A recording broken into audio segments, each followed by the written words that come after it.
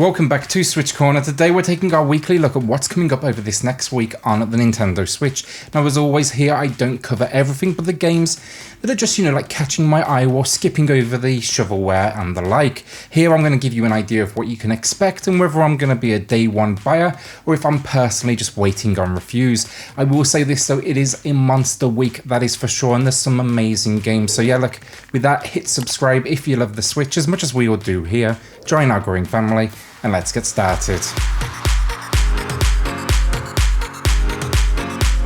20 games today, 20. So I gotta be quick with each of these, but there are just so many games catching my eye, and this is one of the best weeks I've seen in a long time. So first up today we get G.I. Joe Operation Blackout. Can't say G.I. Joe is something I know much of anything about. In the UK, my younger years, the equivalent for us, I guess, would have probably been like Action Man. For a licensed game though, I gotta say it looks decent. A third-person shooter bringing us 20 characters and 18 weapons that we'll use over a single-player campaign as well as PvP. I'll watch for reviews first, but I'm really curious about this one, and there is a launch discount here as well with 15% off till that launch date. PRINNY 1 and 2 Exploded and Reloaded, you can buy them together, all the pricing above that is separate, and these are coming from the mighty NIS America. These are ports of PSP games from the late 2000s, and they're essentially 2D action platformers. From what I know though, they're also extremely challenging. The big twist with these, you start with 1000 lives and then you try and make it to the end game. Fail to make it and you're going all the way back to the beginning. Love me some NIS America though, and I'll be going day one. I've actually ordered the physical edition. Bit random, but for sure worth mentioning, Overwatch goes free to play for a single week for Switch Online members. Me personally, I am more of a Paladins fan. It's a better port in my opinion, but I still think this was a great experience. Expect here though all heroes, all weapons alongside some select game modes. Alright, so these two have just come out of nowhere for me, but I'm putting them together. We've got Robotics Note and Robotics Note Dash. Turns out they're part of the Steins Gate universe, an incredible visual novel already on the Switch. Just know though the pricing at the top of the screen, that is each, making it a total of $70. I went to Amazon, they have a physical release, both games, and then even some free goodies for $60, so I'd probably lean that way if I was you. Visual novel fans though, these games, if they're anything like Steins Gate, could be absolutely incredible. They're well worth keeping an eye on. Horror fans now, Remothered Broken Porcelain, the second game in the series following the first that dropped last year. Great story in the first game and a kind of old school third-person horror experience. Switch version, it was okay, visuals were a little bit rough and performance was, I'd say, kind of questionable, but I'm hopeful for this just to see where they take the series next because there was a hell of a lot of potential there. Gonna check out reviews myself first, make sure it is worth that full price of entry, but I gotta say I'm kind of quietly excited for this one. Alright, so we spoke about this last week, Foregone. It looks great, but the second I dropped last week's video, it also got delayed a week. Now it's coming obviously this week. This one for sure takes influence from Dead Cells in its combat, but it's not a roguelite. So yeah, you can actually come here for a set story with, levels to work through. And this one, it has a big focus also on collecting loot. I'll be dropping a review on this one personally come release day. Another quick one to touch on now, but Ring of Pain. This seems pretty in-depth, so I'm going to say check out a few full walkthroughs. They seem to be on YouTube already, and trailers, but it's a roguelite card deck builder coming from Humble Games. Multiple dungeons and paths, so 180 plus items, different creatures, inventory management, a fantastic looking visual style. Still not really sure I understand too much from the trailer, but I know it's enough to have me checking out reviews come release day. Space Crew now then, and this one is the sequel to the amazing strategic survival simulation Bomber Crew. Loved the war vibe, but they just absolutely elevated it entirely, sticking this sci-fi setting and clear Star Trek copy. Here, expect though some serious challenge as you manage and direct your crew while also, of course, simply trying to survive and complete missions. This is another one I should be covering later in the week. If not though, I'd be going day one on this, honestly. 20% launch discount until October 22nd. Hardcore MECHA, now a 2D action platformer with mechs, and you can pretty much count me in at that point. Releasing already on PlayStation, reviews seem honestly great, even if the single player sounds like it actually only lasts a few hours, which kind of makes me a little bit nervous at this price point.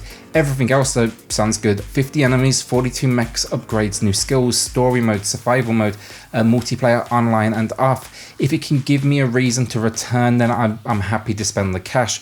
Checking out a few reviews first personally, but there's a high chance this is probably going to be heading to my library. Alpaca Ball All-Stars now because, well, screw it, it looks hilarious. The name says it all. Either you're amazed by the footage you're watching right now, or you're questioning what has the eShop come to. I'm going to be going day one, and I think it's a game where you'll grab a few beers, grab a few mates, and just jump on it, because I think that's exactly the moment this game will shine. You even get a 10% discount until launch date. Here's a big one for me now, Cloudpunk. It's launching with a 20% discount that's available until October 29th. It looks great though. Seeing reviews already, as it did drop on PC some time back, seems to have like a heavy story focus that is dividing audiences, but the idea to me seems great. You meet and talk with individuals, while the gameplay is simply transferring packages across this city that definitely took some influence from like The Fifth Element.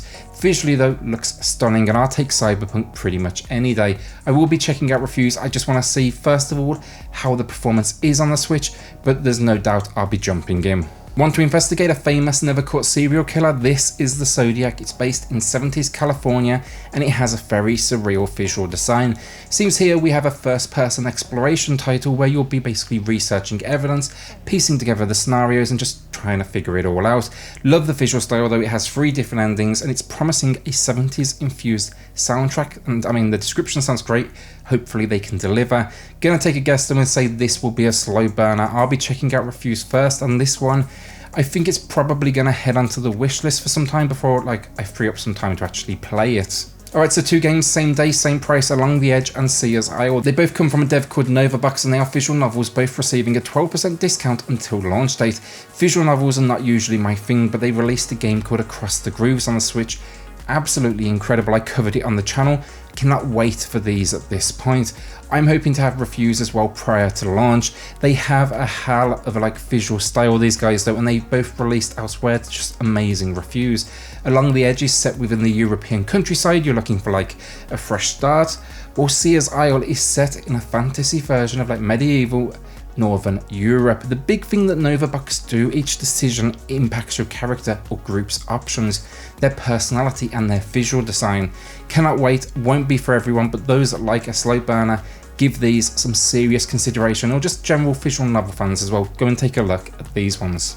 Okay, so I'm going with Röki, but it might be Röki as well, but it's already out on PC and it has decent reviews. Inspired by Scandinavian folklore, basically you're getting a dark fairy tale, which is rarely a bad thing. It's combining exploration and puzzles with a world that's full of monsters, collectibles, and it seems riddles, which I'm no good at riddles, so I hope they are simple. Love the visual style here though, and I cannot wait to check out reviews to see just how the Switch port is. To me, looks just perfect visually for those handheld moments. WayForward is back with their best IP, Shantae Risk His Revenge Director's Cut.